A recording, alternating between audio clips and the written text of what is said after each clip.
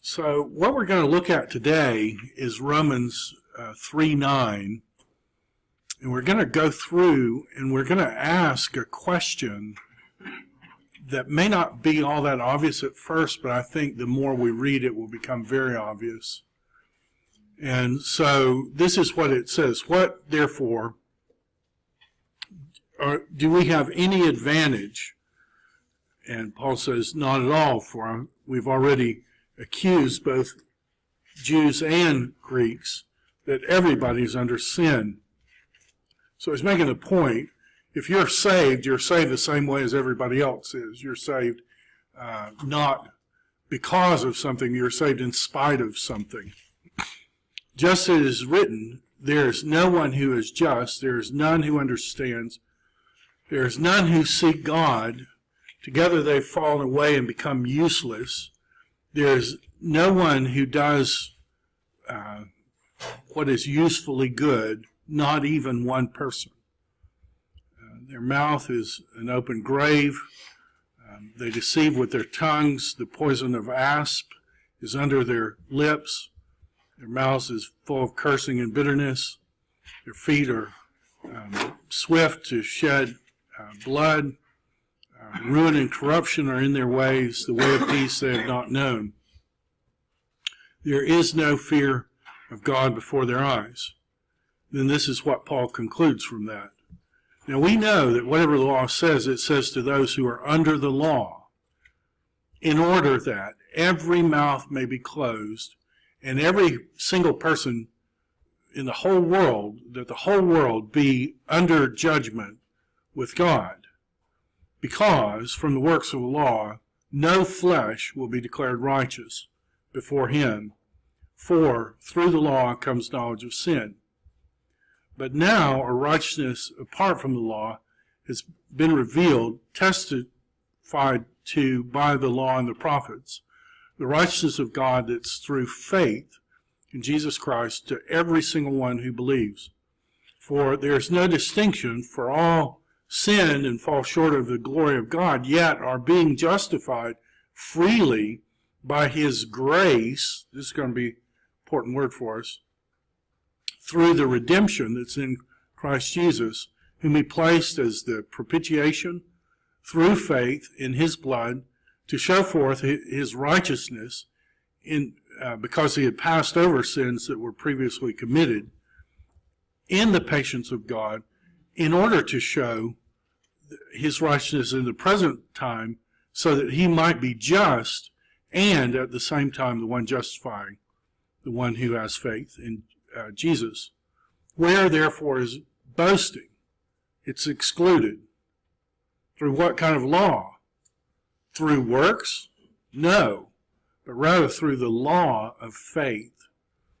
For we consider that a man is justified by faith apart from the works of the law. Or maybe you think God is only God of the Jews. Is he not also God of the Gentiles? Yes, he's God of the Gentiles. Since there's one God who justifies the circumcision out of his faith and the acrobustia, the uncircumcision, through faith. Therefore, do we annul the law through faith? May it never be. Rather, we establish the law. May God bless the reading of his word this morning, this afternoon. Now, we hear what Paul's saying, nobody's righteous. Not even one person is righteous. Is there a problem with that statement, biblically? Yeah. Like the people that God calls righteous? Right. There are all kinds of people that God calls righteous. And the principal one would be Noah. These are the generations of Noah. Noah was an Ish Sadiq, a man, a righteous man, completenesses it's in the plural, he was in his generation. Noah walked with God. So now we got a problem, don't we? Paul is making an argument where he says nobody is righteous, not even one person is righteous. And yet, somebody could come with the Old Testament and say, but Paul, look at what the text says. The text says Noah was a righteous man. You're making a case that Noah is an unrighteous, that every single person is an unrighteous man, but the text says Noah is a righteous man. Do you see the problem? So, what do you think Paul's going to say? There's also the end of Genesis when they get off the ark. God says his reasoning for not destroying all of man again is that, for I see that in every man's heart he is wicked. Right, and the only people who are alive at that point are the 8 people who made it through the flood.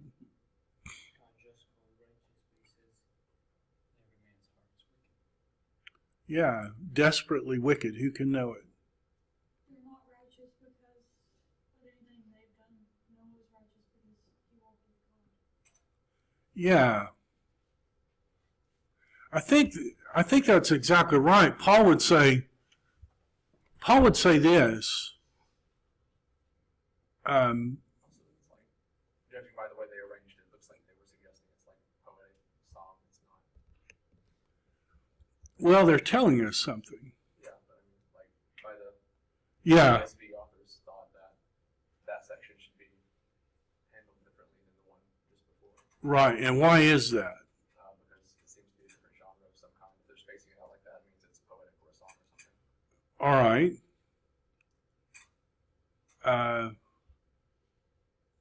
Do you know this is a quote? Oh, okay. Well, that too. So what should we do if it's a quote? We should find out where it's a quote from.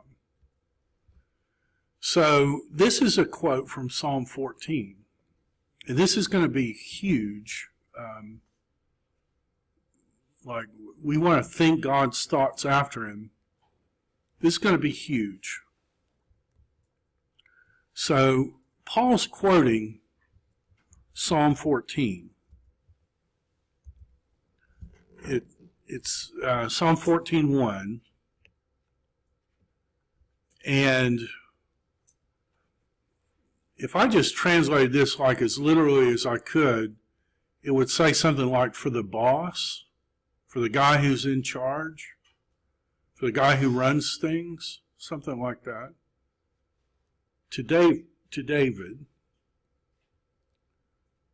the fool says in his heart, no Elohim. Do you remember that story? David ends up marrying a woman named Abigail. Do you remember that in the story? Abigail is the woman where David sends this guy a request, will you feed my troops? And what does the guy say? Now we get out of here. Yeah, no, who do you think you are? And Abigail is married to that guy, and she realizes that he's just insulted a king.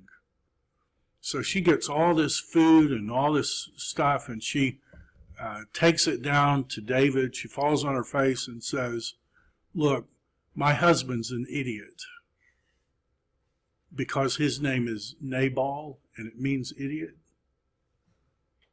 That's the word here. The idiot says in his heart, there's no God. People who say that have caused corruption. They've committed abominable deeds. There is none who does good. Yahweh from heaven looks down on, and I want you to hear this, and tell me what you find interesting about it. On the B'nai Adam. on the sons of Adam. Yahweh looks down from heaven on the sons of Adam to see, is there anyone, and you know in the Psalms it always has that thing, a bunch of them say a mashkil. Have you ever seen that in the title? The note says something like, this may be a musical term or something. This word actually means the one who causes people to become wise. That's what the word mashkil means in Hebrew. There is none who causes other people to become wise. There is no one who constantly seeks Elohim. The whole of them have turned aside together. They have become useless. There is no one doing good, not even one person. Okay, so Paul says, this wasn't my idea, there's not even one. I'm actually quoting Scripture. Well, if someone were being kind of cheeky, what might they say about Psalm 14? So it's not Paul who's saying there's none righteous, and we're wondering, well, what about Noah? What might someone say now? We've proven that it's from Scripture. What might someone say about Psalm 14? They might say, well, Psalm 14 is out of accord with Genesis 6. Now I want you to look at something with me, okay? So this is Psalm 14:3, and I'm just going to read it again, and then I'm going to read something else. You tell me what you find interesting. To the boss, to David, the idiot says in his heart, no Elohim, they have caused corruption, they do abominable works, there's none doing good. Yahweh looks down from heaven on the Bnei Adam to see if there's any who cause people to be wise, any who seek Elohim. The whole lot of them together have become corrupt. There is not one doing good, not even one person. Okay, that's Psalm 14. What do you find interesting with this?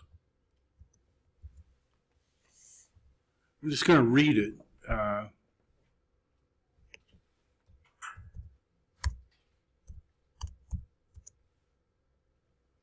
Sorry.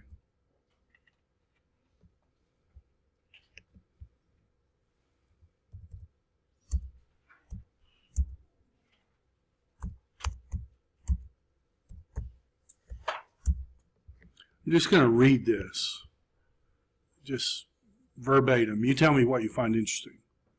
For the boss, upon the dancing or something,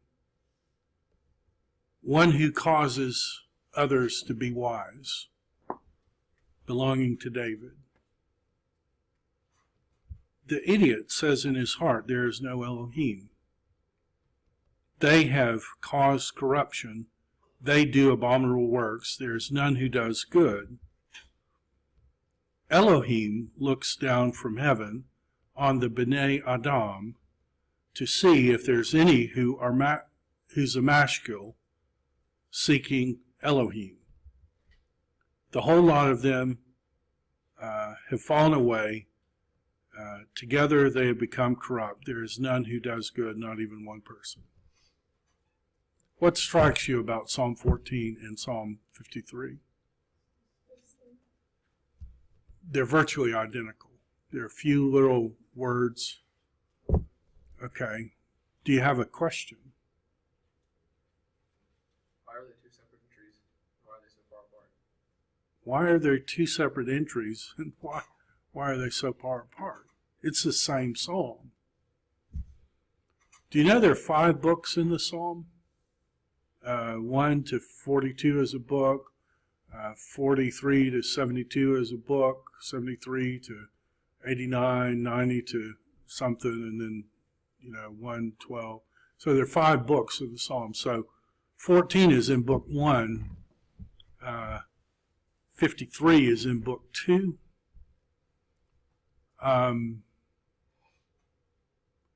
The fact that it's rewritten almost verbatim, if you had to vote, would you say this is unimportant or this is pretty important?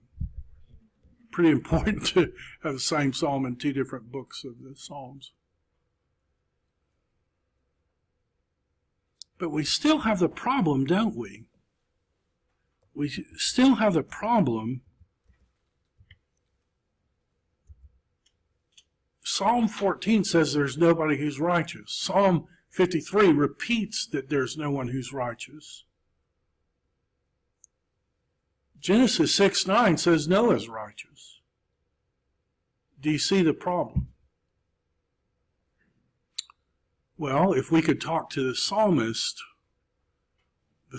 might say, you might want to take a closer look at Genesis 6. So I'm going to read it for you. You tell me what you find interesting. So people are accusing Psalm 14 of making a mistake, Psalm 53 of making a mistake, Romans 2 of making 3 making a mistake. The psalmist is saying, Paul's not making a mistake. Go read the text. You tell me what you find interesting. And I'm just going to read it like verbatim in Hebrew as close as I can. It says, and it came about when Ha-Adam began to become big on the face of the Adamah. What is Ha-Adam? So it's the word Adam, right? And the Ha part is the. It came about when the Adam began to become great on the Adamah. So it means mankind. Okay, it totally means mankind. But you recognize it's the word Adam, right? It came about when the Adam began to become great on the Adamah, and daughters were born to them. So do you see how this Adam is plural? Born to them. Then the text says this. You tell me what you find interesting. The B'nai Ha-Elohim, the sons of God, saw that the Benot Ha-Adam, the daughters of, how would you translate it? Man or Adam, or, I mean, what do we do there? When the sons of God saw that the daughters of Adam, that they were good. Now, everybody translates that word attractive, but I've got a quibble here. Love the ESV. I think the ESV is the best translation you can get. I've got a little bit of a quarrel with the ESV here because if I said that so-and-so saw that the daughters of men were good and they took for themselves whoever they want, what biblical theological thing comes to your mind? Saw that it was good and took. What comes to your mind? Eden. Eve saw and took. Right? So whoever these sons of God are, they're doing what Eve did in Eden. They saw that they were good. They were good. Right? And behold, they took for themselves wives from any they chose. And Yahweh said, my spirit won't contend Be-Adam with Adam forever, because he is flesh. See how the plural has gone to a singular now? Their days will be 120 years. It's a he who is a they. That's weird. the fallen ones were on the earth in those days and also afterwards, when the B'nai Ha-Elohim, when the sons of God went into the Benot Ha-Adam, the daughters of men, and they bore for them children, the warriors who were from old, men of the name. Yahweh saw that the wickedness of Ha-Adam was great. So how many people are wicked? Who's wicked? Ha-Adam. And that every intent of the thought of his heart was only on evil all the time. Yahweh was sorry that he made Ha-Adam. Who is Ha-Adam? Mankind, Adam. Yahweh said, I will blot out Ha-Adam, whom I created. I will blot him out from the face of the Adamah. What's he going to blot out? From Adam to Behemah, from Adam to beast, to creeping thing, to birds of the heavens, because I am sorry that I made them. So how many people are guilty when God looks down? Everybody. But Noah found Hain in God's eyes. Now we can't get this in English. There's no way to translate this in English. But do you recognize that the word Noah and the word grace are inverted? So, Noach, Han. Do you recognize that the word Noah, like this without the dots, it's written like this, and this is the long form of the N, this is the word and? Do you recognize that Noah and grace are the inversions of each other? Noah found the opposite of Noah in God's eyes. No way to translate that, is there? That's like a play on words or something.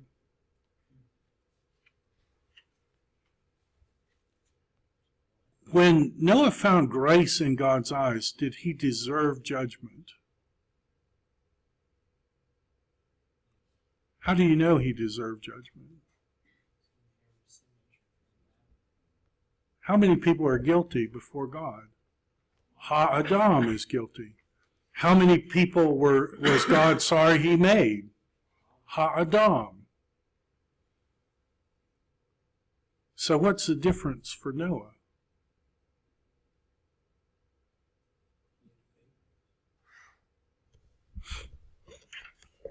Septuagint open. What does the Septuagint say? That's, Karin. Help me. Very directly what we would call grace. Right, so the Septuagint says Noah found charis in God's eyes. If we do the same thing in Hebrew, like what are the roots? Well, we could say charm, agreeableness, favor. Lots of people Noah found favor, charm, popularity.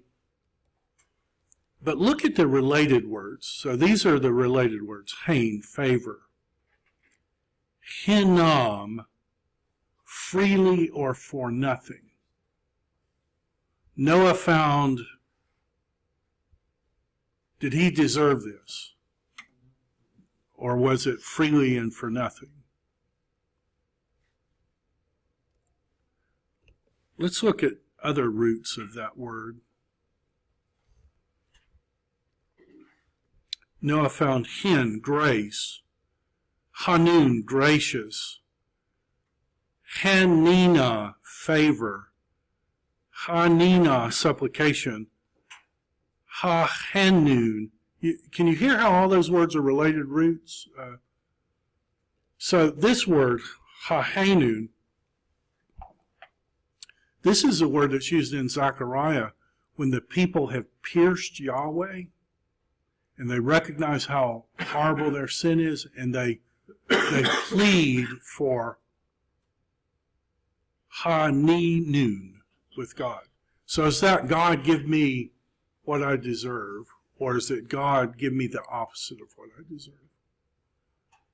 It's God give me the opposite of what I deserve. Noah finds grace. Tell me the relationship with the next verse. These are the Toledoth of Noah. And this word Toledoth, anybody take it in Hebrew? Jonah, do you know the word Yalad or Yeled in Hebrew? Boy, and so Yalad is like what a woman does when she has a baby. So I don't know if you can hear it, but Toledoth is related to this root Yalad. Yalad is like a woman having a baby.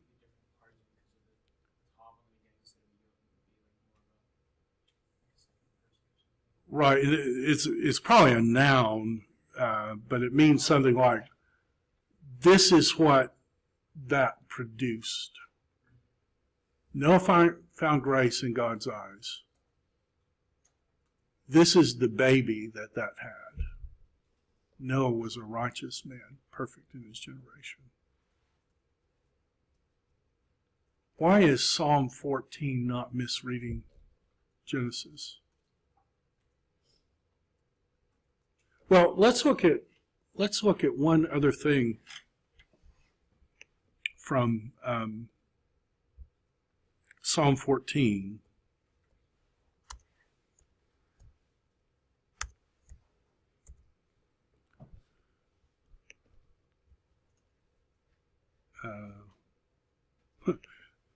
Whenever you do the Greek, the numbers are one off, so you got to.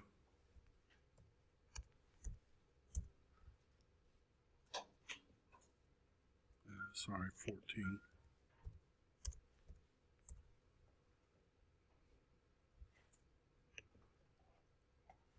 Yahweh from heaven looked down. God looked down from heaven. Now, when I read that in Hebrew, bells go off. Theological bells go off. Because this word look down is a really weird word. You don't see it every day. But there is a story where you do see it. And I remember this story. And this is it. When the men set out from there, this is Yahweh and the two angels and Abraham. They looked down on Sodom.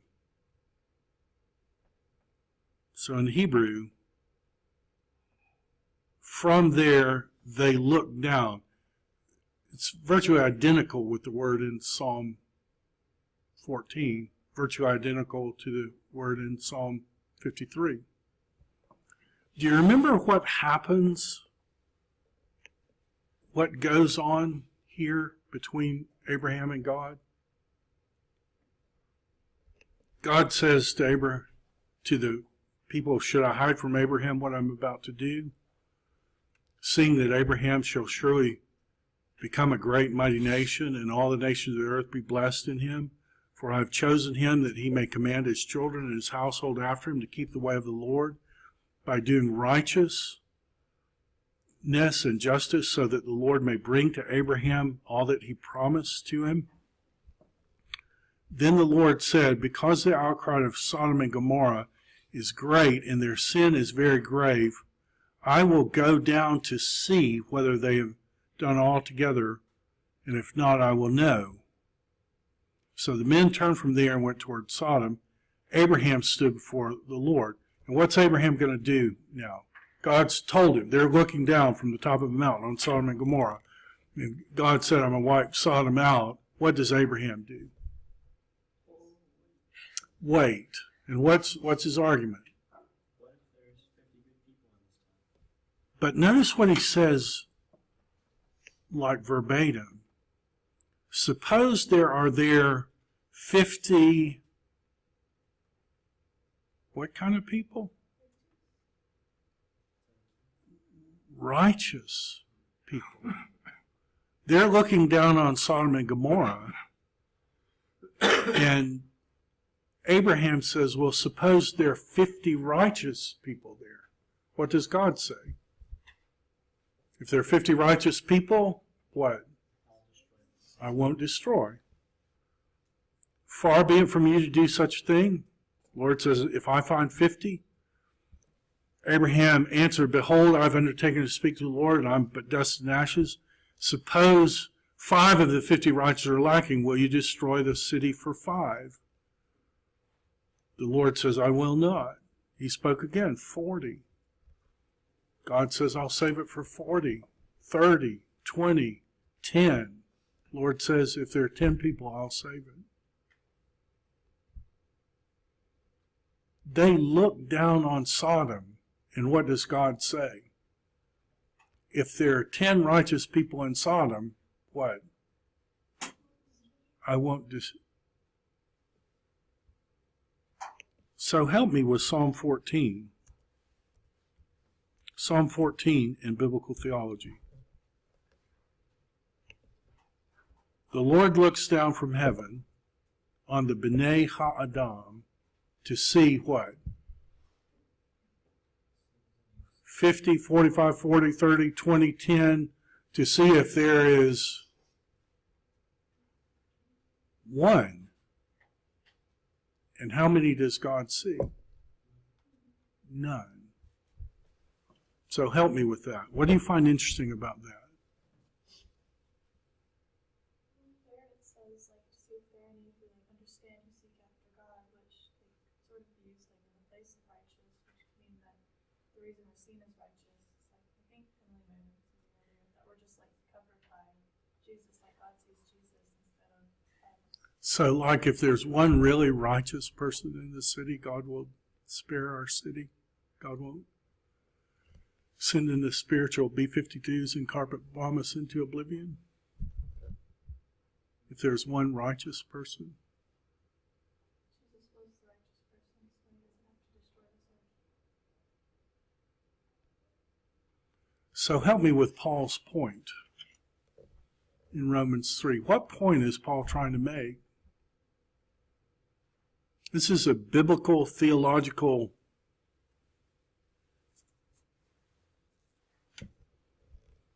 I think a big part of the thing that was going on that Paul had to deal with is the apostle to the Gentiles. So part of the problem was that the Jews considered themselves as the righteous ones, and the Gentiles were the unrighteous ones. So part of Paul's argument is leveling that playing field and saying, no, there's not a difference between the righteousness of the Jew and the righteousness of the Gentile, or the debased nature of the Jew and the debased nature of the Gentile. we're all polluted before God, right? Well, you could say, well, Lot was righteous. Lot was in Sodom and he was righteous. Do you want to make that argument? I mean, what does Lot do? Yeah, sleep with my daughters. What? They're virgins, sleep with my daughters, gang rape my daughters.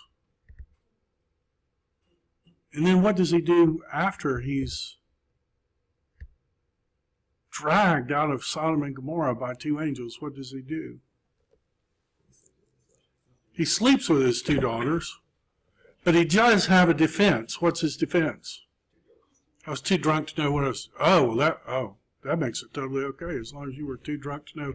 For a while there, I thought you might be a bad person or something. But as long as you were too drunk to know what you were doing, it's okay if you sleep with your 2 daughters. Lot is wicked. And yet, God calls him righteous in 1 Peter.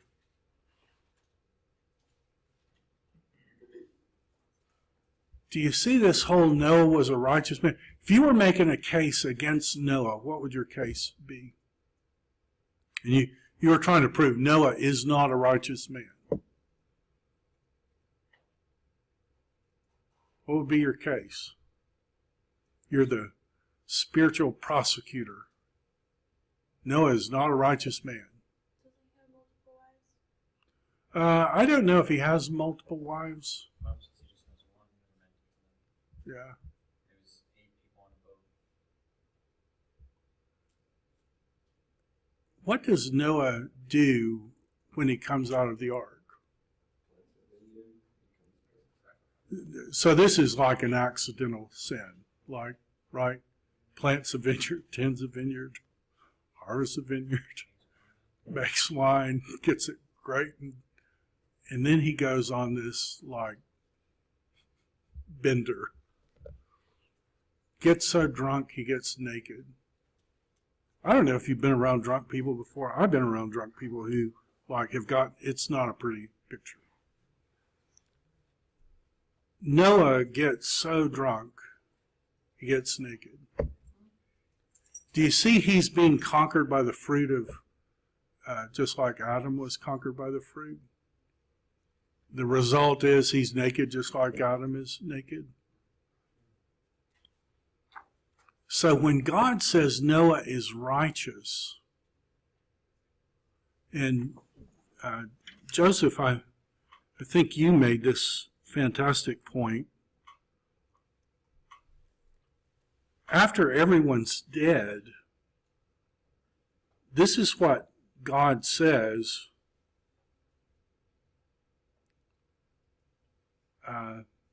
I will never again curse the ground. I'm going to read it in Hebrew. I will never again curse the Adamah because of Ha-Adam. Right? Who's alive at this point? There are 8 people who are alive. Noah, his wife, Ham, Shem, and Japheth, and their wives. Those are the only people. And God says, I will never again curse the Adamah because of Ha-Adam, because the intent of the heart of Ha-Adam is only on evil from his childhood. I will not again strike all the living which I have made. Is Noah part of the Adam?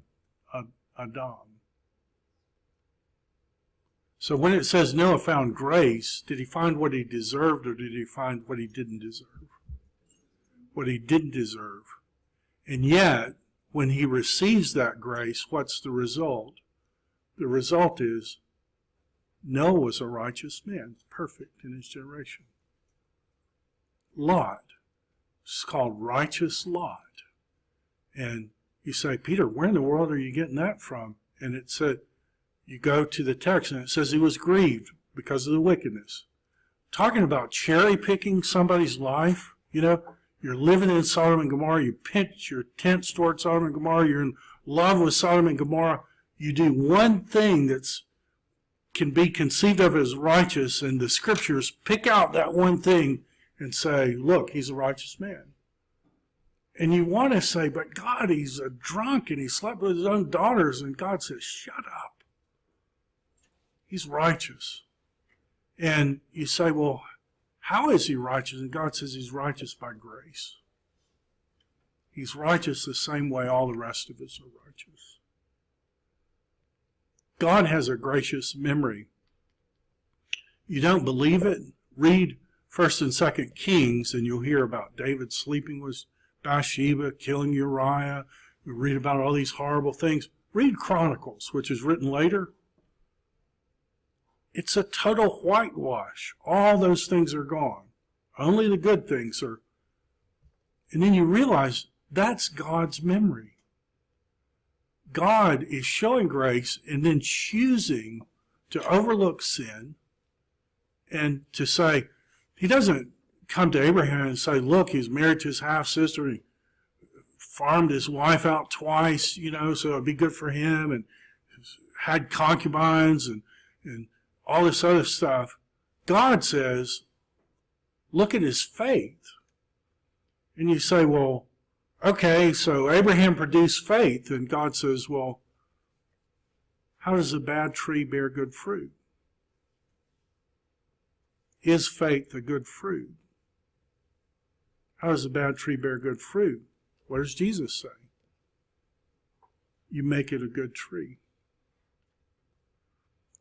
What are the fruit of the Spirit? Love, joy, peace, patience, kindness, goodness, faithfulness, self-control. Faithfulness. Do you know what word that is in Greek? Pistis. Kindness, goodness, faith. For by grace are you saved through faith, right? And then what does it say? And this thing isn't from yourself. What? It's the gift of God, not of works, so that no man will boast. Can Noah boast, say, well, I was just righteous, more righteous? And isn't that the very point Paul's making? Who can boast before God? And Paul's saying nobody can boast before God. If we walk with God, it has more to do with God's grace than it has to do with anything inherent in me. That's the point that Paul's making. And can you see how that would bring together a racially divided church? One group was looking down on the other as like these horrific sinners, lesbians, homosexuals. Look at how horrible they are. And Paul says, well, look, you do the same thing. You break God's law. Do you think you're saved because you're somehow inherently superior? No. Everyone. What does he say in